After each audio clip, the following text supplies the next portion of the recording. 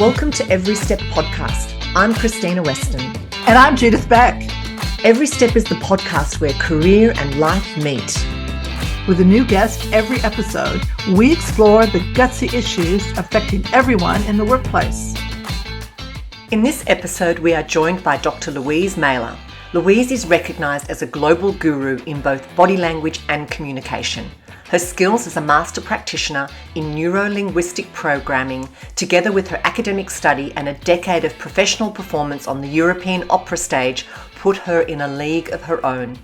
In our conversation, we discuss the mind-body-voice connection and how critical it is for communicating effectively.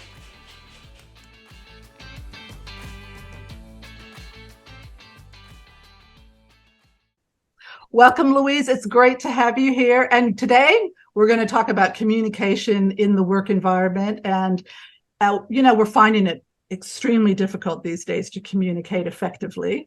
And all of us have run businesses and we've recruited people and we've done presentations and that type of thing. And the communication world is changing. But is it really? Is it really? So do the old things work better? Are they tried and true? Or, one of the things, Louise, I wanted to ask you about was, communicating, with body language. The whole area of body is just out of our realm at the moment, to the point where we stand behind lecterns, we block it off, we get onto Zoom, we get rid of our body. Bodies communicate. We can't get rid of them. And what people don't realize is that the body goes to the mind, but the mind goes to the body. It goes both ways. And if you actually get your body under control, you'll often find your mind will follow. Yeah, it's really interesting. Before coming into this call, I had a difficult conversation I had with someone, and I had all these nerves in my stomach. My stomach was rumbling, and I had to practice my opening line because I wanted to make sure it landed the way I intended for it to land. But my body I was feeling it viscerally. I was feeling the almost the uncomfortableness of what might happen as opposed to what actually did happen. Yes, so the point is, I say to people, so you've got that discomfort, and that's often where the thinking finishes. And people say, they come to me and they go, I get nervous. And I'm like, yeah, okay, get in line. Yeah. We all get nervous. This happens. My question to you is, what happened? What exactly was the feeling? And then what were your strategies to overcome it? If that was not a suitable way to be feeling, it was going to be negative, and put a negative impact on the engagement. Yeah. We go further than, yes, this happens to me, but now what am I going to do about it? Deep breaths. Well, no, I don't do deep breaths. That's a disaster in panic. Oh, really? What, because you hyperventilate? Is that what happens? Well, what happens is, under panic, people don't realize that in the body, the arms jam, the diaphragm jams. So now if I take a deep breath in a panicked state, what happens is the breath goes into my upper body.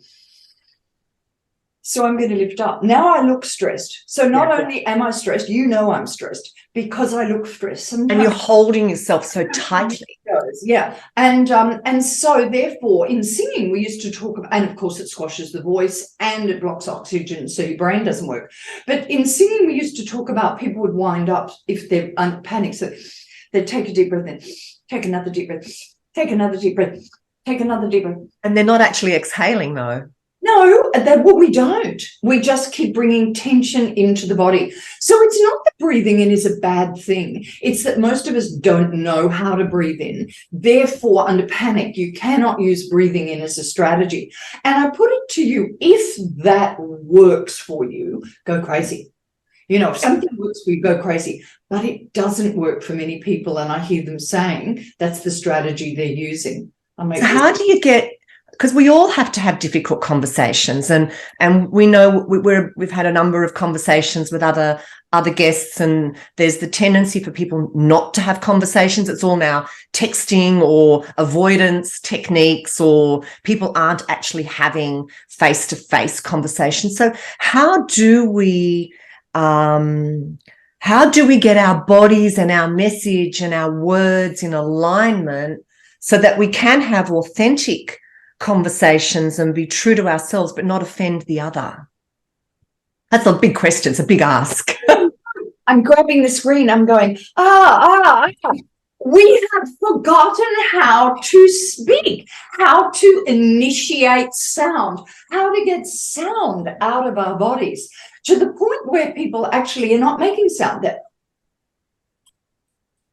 And the phrase I'm hearing is not, I can't make sound. People are saying, I've lost my confidence. That's what is being said. I've lost my confidence. Well, you've lost your relationship to your body and your voice and your ability to make sound.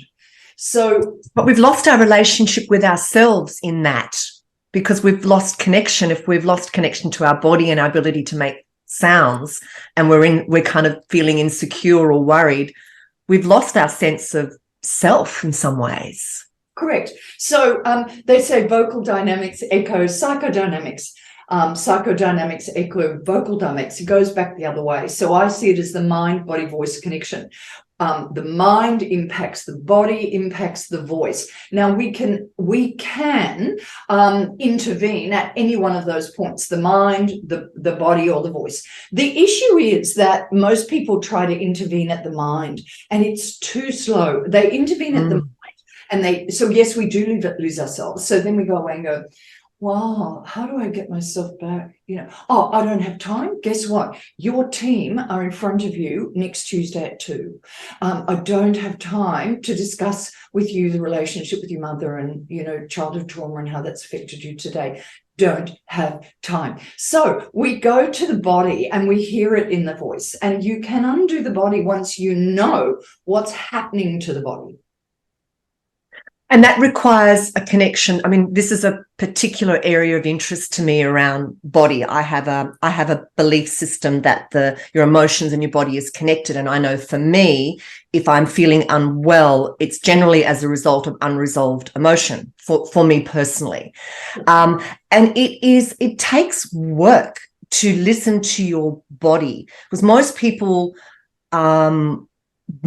don't hear what their body is telling them. They're not tuned to listen to their body. And anybody listening to this is probably thinking I'm speaking some gobbledygook garbage, but we're not taught that.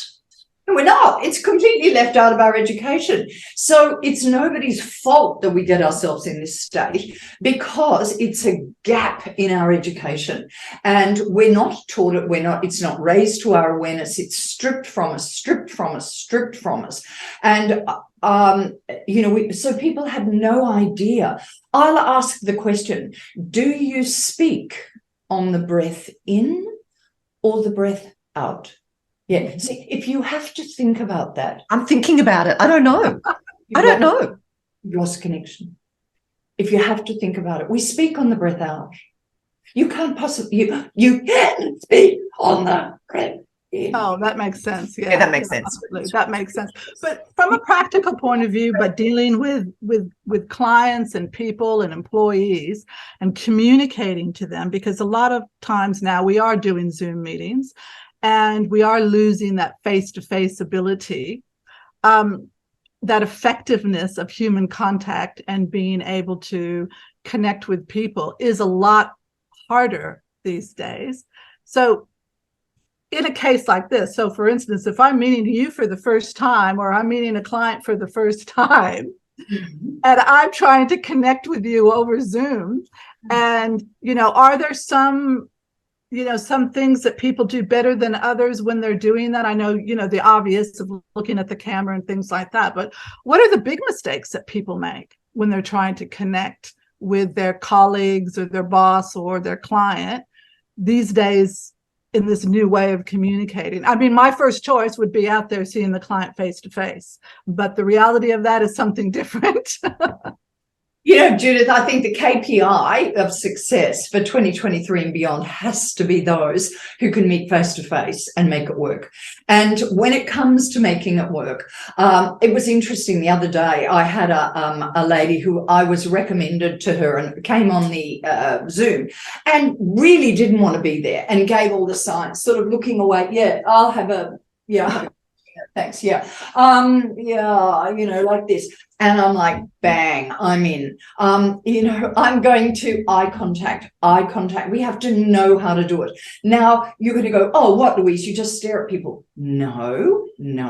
So obviously there's more to it than that. But the key is eye contact, knowing what to do, when, for how long, in what way, all of those things. But eye contact is critical. Yeah, absolutely. I mean, I used to always say that all the time when I was interviewing. I used to tell candidates, make sure you go in there and have eye contact, but don't lose that eye contact either. If there's a couple people in there, make sure you share the love so they both feel included. Well, people have said to me, I'm good at eye contact, so I'll do a test with them and I'll ask them several questions. And I usually only have to get to question 3 before they go off. Now, but some people find that confronting. Like some people find eye contact very confronting. Christina, we're talking about Western culture, so we're keeping it in Western culture. Mm-hmm. Western culture, it's a rule, eye contact. And I'll tell you how much I care whether you find it confronting or not. I don't care. I don't care. Really, really, let me see how much I care. You don't. I did.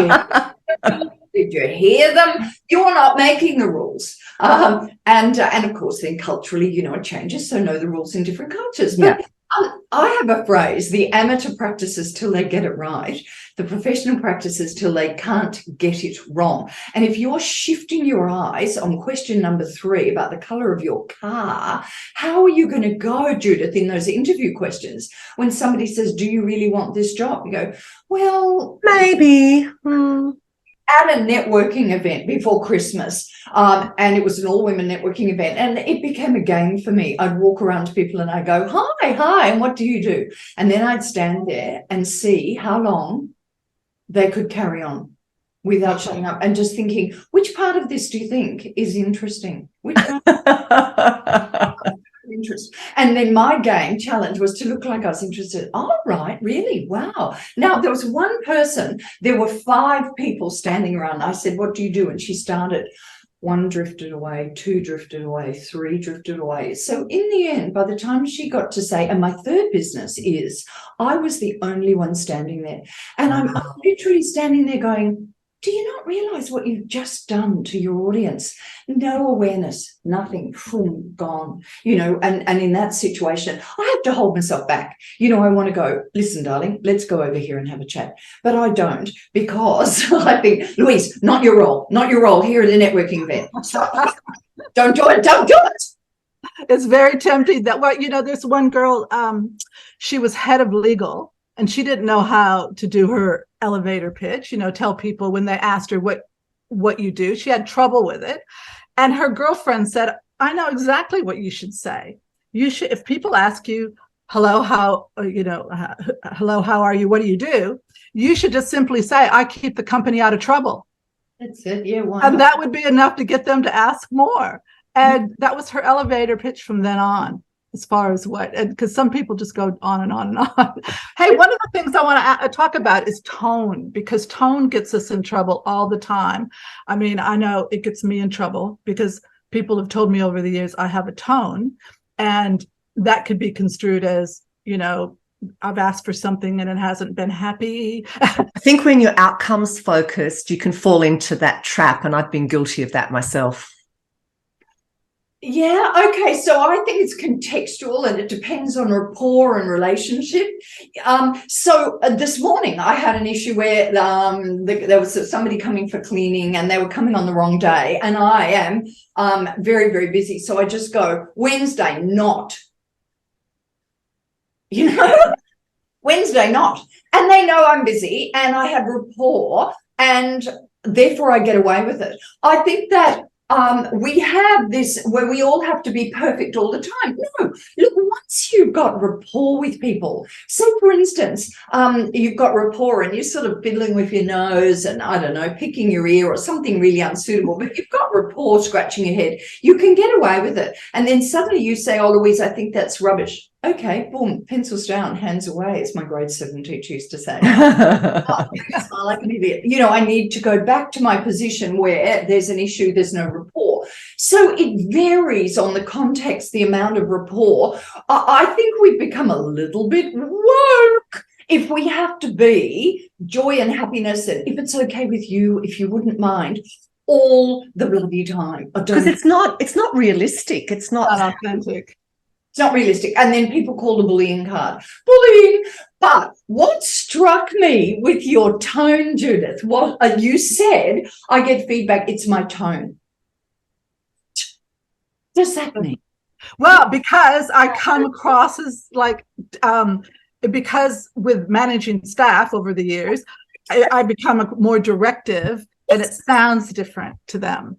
I sorted it out years ago, but is different because you had no action from that. They haven't told you which tone, what you're doing, how it comes across. An example, you have nothing to act on. It's like people who say to me, oh, I need more confidence. People tell me I need more confidence. I go, really? You can't buy confidence. So how is that actionable? And then you said, I don't make an impression in the right way. Again, not actionable feedback. You walk out of there going, I don't make an impression the right way. Therefore, I'm going to have to knife myself. Well,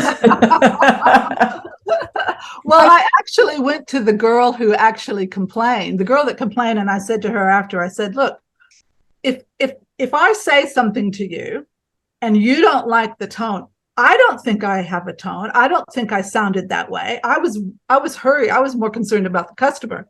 I said, if you don't like the way that I'm speaking, don't go and tell somebody on it. Tell me. Stop me in my tracks and say, Judith, are you okay? Is there something wrong? Right? What did your last slave die of? Like, give me directions like that. I can take it. I can take it. I don't need, I'm not going to get all sensitive about it. But what I would much prefer someone tell me that than go off on a tangent, because nip it in the bud as it happens. Two issues. One is, we don't know what we're feeding back on. So when we're giving things like you make the wrong impression or you have the wrong tone, not actionable. What exactly was it?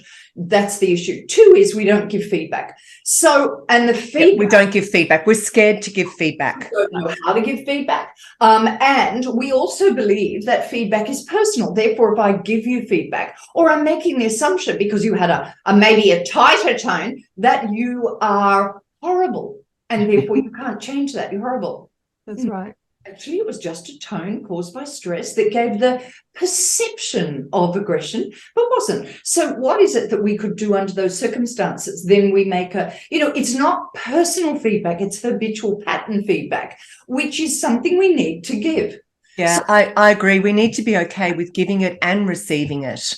But be specific about it. Yeah. Not like you need more confidence. Your tone is horrible. Or when you did this, it landed in this. But often it's our own misconception. Like it's our stuff that we're dealing with. That's why we can never use the word you. It's never when you did this. It's when I heard this. This was my experience of this. When I heard this. Yeah, that's good.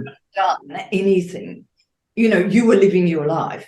Yeah. The was that she had, because possibly a past experience, an aggressive father, whatever it was, had a certain experience. Right, let's own that now. Can we talk about Harry? Anyway, let's own this. Let's talk about Harry. But we are very walking on eggshells, and this has come up in a number of our conversations. It's in corporate life. We're all walking on eggshells, trying not to offend, being super cautious about all the things that we're not allowed to do or say. And I think that's caused many of us to retreat and actually go, I don't know what's right, I don't know what's wrong, therefore I'll do nothing.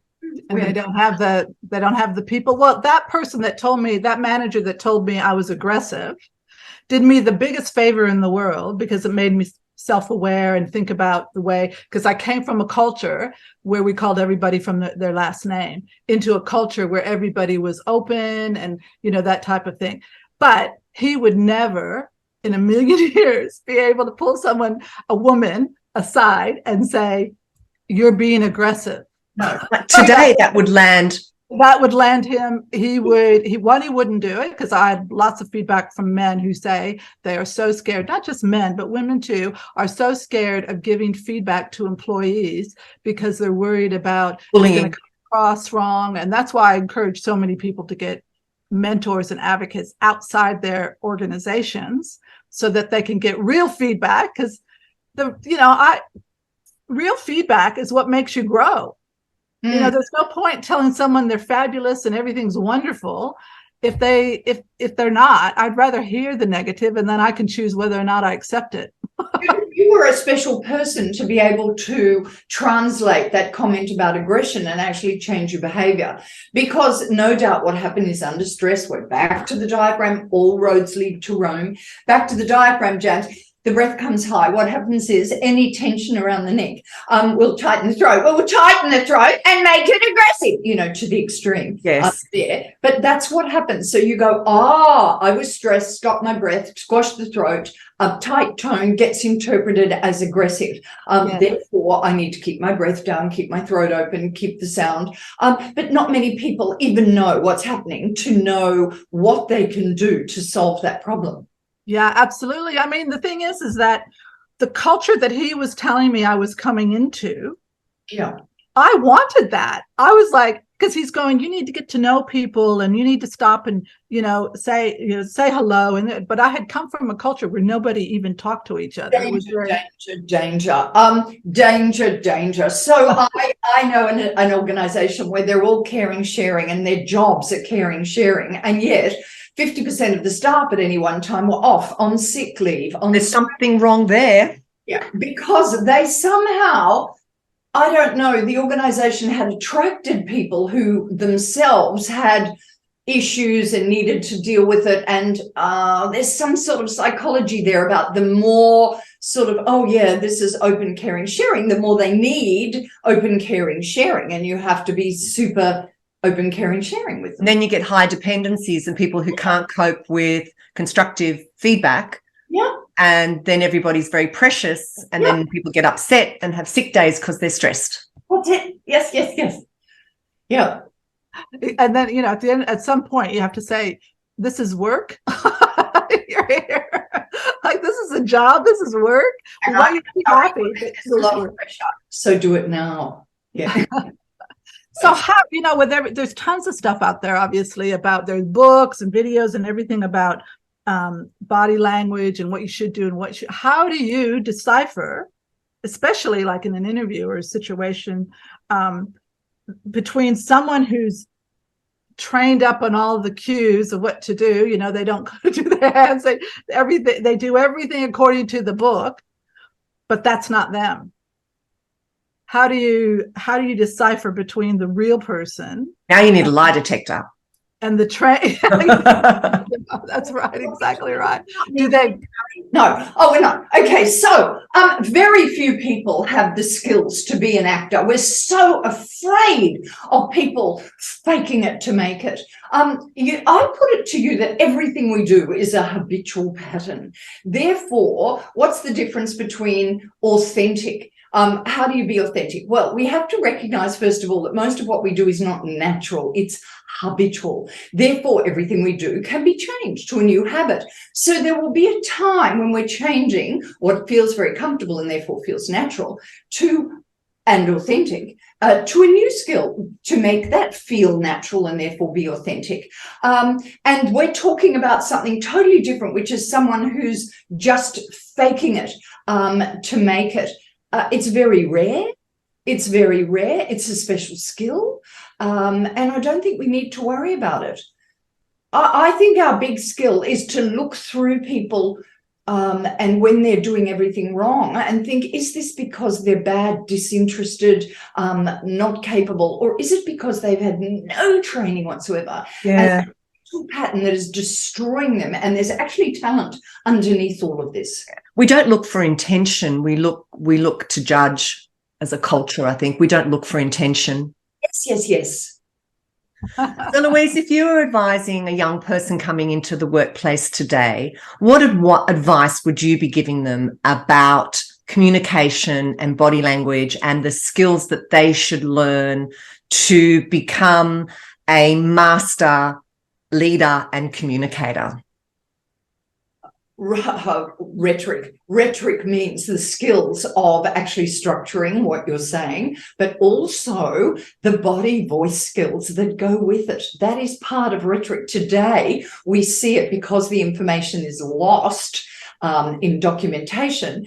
We see it as just being the structure of what we say, but 80% of it was actually the delivery of body and voice. So get back to these skills which have been left out of your education. Often I'll say to people even, so what are you going to say? And they go, well, I think, what, you don't have a structure, you don't have a Wow. And then I go, how are you going to deliver that? They have no delivery skills. I'm like, well, no wonder you've got a problem.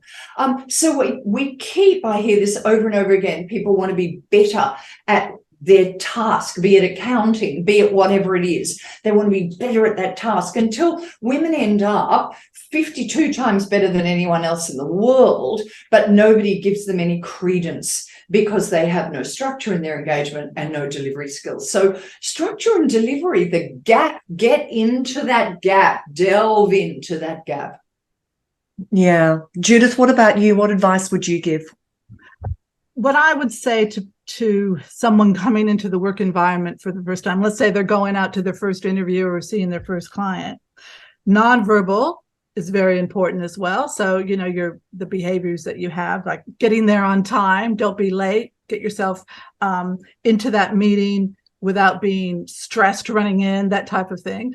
And I think eye contact, we talked about that. Eye contact is important. Smile, soft skills, and, you know, being authentic as much as you can.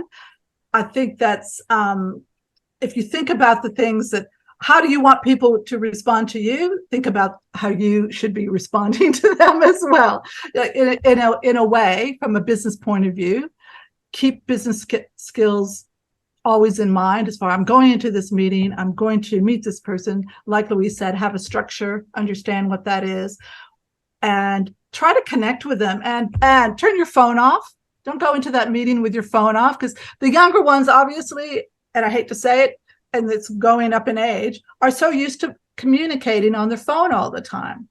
So one of the worst things going into a meeting or going into an office is someone being distracted by their phone. That will be a big negativity to any possible employer or employee, right? I would do that. Oh. Unfortunately, we've lost the art of talking, of speaking, where we're finding shorthand, abbreviations, text messages, where we don't bring our humanity into the conversation.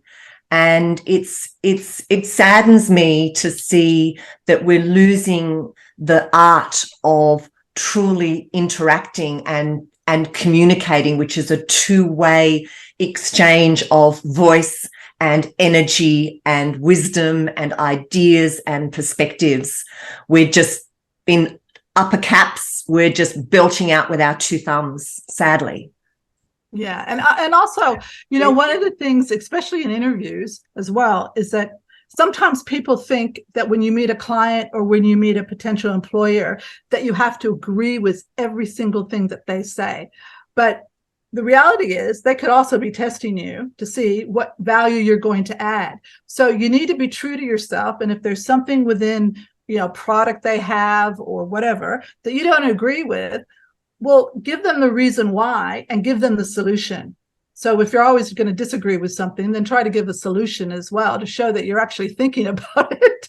But don't think that you have to be a yes person and that you have to. Companies want people who are going to add value and think. And bring a different perspective. Perspective. Bring that diversity, bring that different thought, but do it in a way that it's going to add value and that they know that you're thinking about it. I think my advice to add on to Louise's is practice. You can't just do a weekend retreat or a 2 days course and then go, I've nailed it, I'm going to wing it.